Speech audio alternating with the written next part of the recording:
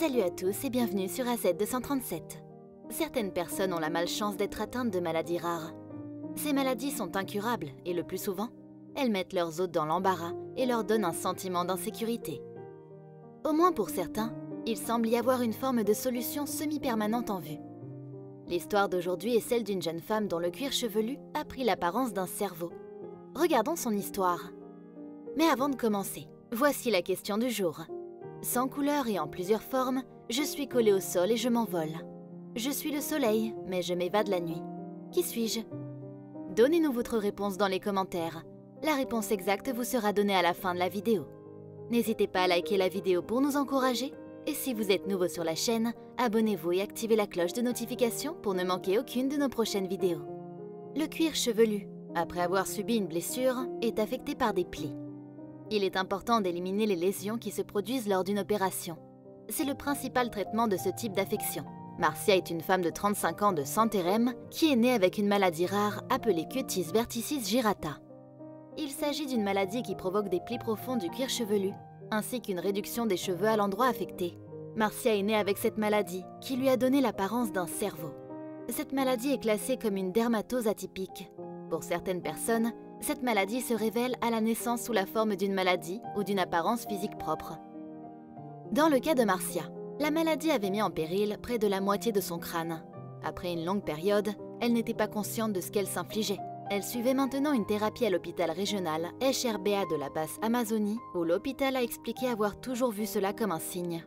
Une grosse masse avait été vue sur son nerf lorsqu'elle se rendait à Bethléem.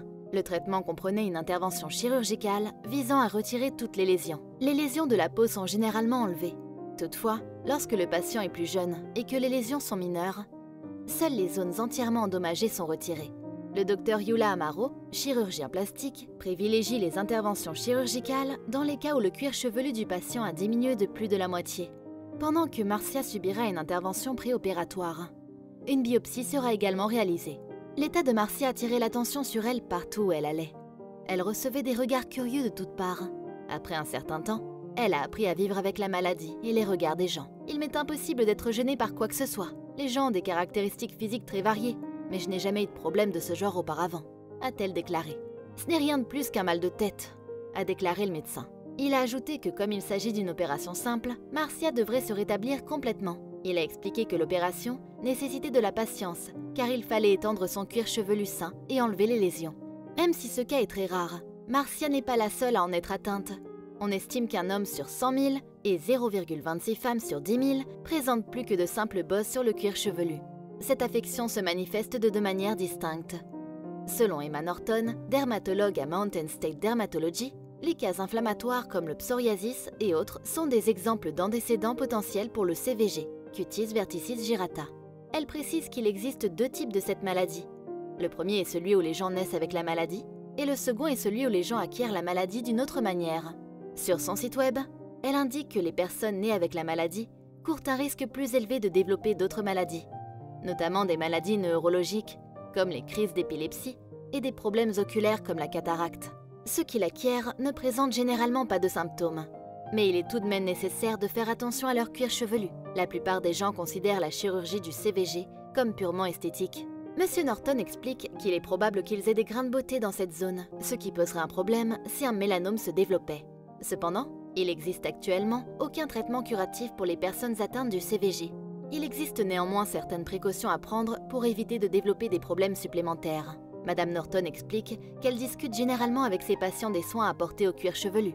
Il s'agit notamment de garder le cuir chevelu propre afin de ne pas risquer de contracter des infections. Elle ajoute qu'un certain nombre de patients ont subi une intervention chirurgicale pour corriger ce problème. Cette chirurgie vise à retirer l'excès de peau sur le cuir chevelu. Au début de l'année, le docteur Ramin à New York a effectué 2 traitements sur un homme afin de lisser les bosses causées par le CVG et de soulager la tension causée par son cuir chevelu, 4 fois plus épais. Selon le rapport du journal Plastics, le patient a été très impressionné par son opération, car elle était très bien faite. Les interventions chirurgicales pratiquées sur les personnes diagnostiquées avec le CVG sont très efficaces. Toutefois, le soulagement qui en découle n'est pas forcément permanent. Cette maladie est connue pour toucher davantage les hommes que les femmes. Elle se manifeste généralement après la puberté ou avant 30 ans. Lorsqu'il existe une pathologie sous-jacente, la nature de celle-ci détermine la source de la maladie. si le patient cherche à se faire opérer pour des raisons psychologiques. Les soins peuvent consister à garder les plis propres et ou à éliminer complètement les plis de la tête du patient. Ce sont les types de symptômes que les personnes souffrant de cette maladie peuvent voir ou ressentir. En général, les personnes souffrant de la même maladie peuvent présenter des symptômes différents à des moments différents. Même si 2 personnes sont atteintes du CVG, l'une peut présenter tous les symptômes, tandis que l'autre n'en présente que la moitié. Ces informations sont recueillies à partir d'une base de données appelée « Ontologie des phénotypes humains ». Elle contient la moitié des informations contenues dans le CVG. Les informations sur les symptômes qui ont été rapportés dans les ressources médicales doivent être compilées par le HPO, Human Phenotype Ontology, ou Ontologie du phénotype humain en français. Le HPO est régulièrement modifié pour que les informations soient actuelles et à jour. Pour obtenir plus d'informations sur un symptôme particulier sur le HPO, entrez l'identifiant HPO dans le champ de recherche. Les informations actuellement disponibles ne révèlent pas la cause du CVG. Sa cause est inconnue. S'il s'agit d'un cas isolé ou lié à d'autres conditions, il est généralement classé dans 3 types différents. Le premier est solitaire. Cela signifie qu'elle est associée à des conditions sous-jacentes et à plusieurs facteurs. La maladie primaire essentielle signifie généralement que la maladie ne peut être liée à aucune autre anomalie ou maladie. Cependant, ce n'est pas très clair dans ce cas. Même si la maladie semble être de nature sporadique, les héritages autosomiques récessifs et autosomiques dominants ont été enregistrés dans la nature scientifique. Le fait de souffrir d'une déficience intellectuelle, d'une infirmité motrice cérébrale ou de crise d'épilepsie, d'anomalies crâniennes, de surdité, de schizophrénie, d'anomalies oculaires ou visuelles, ou d'un mélange de ces troubles, peut indiquer que vous souffrez d'une maladie primaire non essentielle. Il est possible d'avoir toutes ces maladies ou symptômes. La cause du fait de tout avoir peut être de nature endocraniologique. Si vous avez une cause secondaire, vous pouvez remonter à de nombreuses maladies et traitements sous-jacents. Devoir passer par quelque chose de différent est très décourageant, tant pour la victime que pour les personnes qui la voient. Notre monde, malheureusement, est rempli de personnes qui sont différentes. Certaines sont nées ainsi et d'autres le sont devenues. Voici une autre histoire de 2 frères et sœurs qui souffrent d'une maladie rare, en raison d'une maladie appelée progéria, également connue sous le nom de maladie de Benjamin Button. Ces 2 frères et sœurs belges connaissent un vieillissement prématuré. Les problèmes associés à cette maladie comprennent des problèmes de croissance des dents, des os et des cheveux des patients. À l'âge de 20 ans, Michel mesure 1,5 m, tandis que sa sœur ne mesure qu'1,5 m à 12 ans. Si vous regardez la vidéo des 2 frères et sœurs, vous remarquerez immédiatement que les traits du visage de Michel et d'Amber les font paraître beaucoup plus âgés que leur âge réel. Cette maladie rare n'est pas héréditaire, mais plutôt aléatoire, avec seulement environ 155 cas connus dans le monde. Bien que les médecins aient indiqué à la famille qu'il serait impossible d'avoir un autre enfant atteint de la même maladie, 8 ans après la naissance de Michel, Amber est née. Bien que la durée de vie d'une personne atteinte de progéria soit environ de 13 ans à 14 ans, Léon Botta était un jeune homme qui a vécu jusqu'à 26 ans. Michel espère lui survivre en atteignant au moins 30 ans. Ses frères et sœurs sont des adolescents comme les autres et profitent de leur temps libre pour passer du temps avec leurs amis. Leur histoire montre que la vie ne doit pas être considérée comme acquise. Et le message de Michel en est l'illustration.